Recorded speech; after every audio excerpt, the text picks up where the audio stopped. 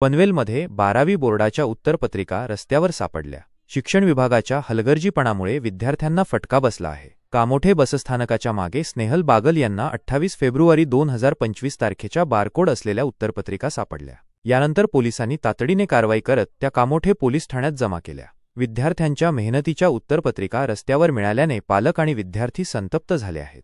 या ठिकाणी मी एका माझ्या वैयक्तिक कामासाठी निघालेले होते आणि एक्झॅक्टली कामोठाचा जो स्टॉप आहे त्या स्टॉपच्या पाठीमागच्या साईडला मला काहीतरी एका पिशवीमध्ये बारकोड टाईपचे काही पेपर्स मला जाणवले, परंतु मी जवळ जाऊन त्याची मी पाहणी केली असता तर तिथे ते 12वीचे आपले 28 तारखेचे पेपर आढळले असता ती मी पिशवी ओपन करून पाहिले त्यातले काही, तर त्याच्यामध्ये साधारण मला 19 पेपर सापडले।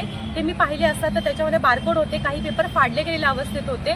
तर आजूबाजूच्या परिसरामध्ये तिथे कन्स्ट्रक्शनचं काम चालू होतं, त्या कन्स्ट्रक्शनचं काम चालू असताना मी आजूबाजूच्या परिसरामध्ये फिरून पाहिलं असता तर तिथेही काही ठराविक पेपर आपल्याला निदर्शनास आले।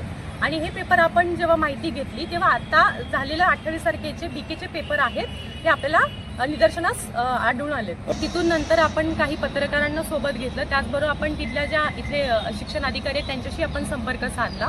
त्याच्यानंतर आम्ही आता कामोठा पोलीस स्टेशन या ठिकाणी आलेलो आहोत आणि इथे आल्याच्या नंतर जे सिनियर पी आहेत त्यांच्याकडे आपण ते सुपूर्द केलेले आहेत। ज्यांच्याकडून ते पेपर घायाळ झाले होते त्यांना आपण इथे बोलवून घेतलेलं आहे आणि त्यांच्याकडे ते पेपर आपण त्यांच्या हवाले केलेले आहेत। कारण एकंदरीत कसं होतं, जी मुले वर्षभर अभ्यास करून हा पेपर देण्याचा प्रयत्न करतात, जी हुशार मुले असतात त्यांचं ते साधारणपणे पूर्ण वर्षाचं नुकसान झालेलं आहे।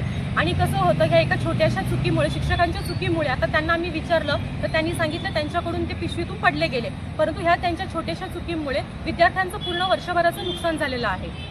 याकडे गांभीर्याने सगळ्यांनी पाहणं खूप गरजेचं आहे, कारण ही छोटी गोष्ट नसून ही सर्वात या गोष्टीकडे लक्ष देऊन झालेल्या चुकीबद्दल माफ न करता याच्यावरती कठोरात कठोर कारवाई व्हावी ही आमची प्रमुख मागणी आहे।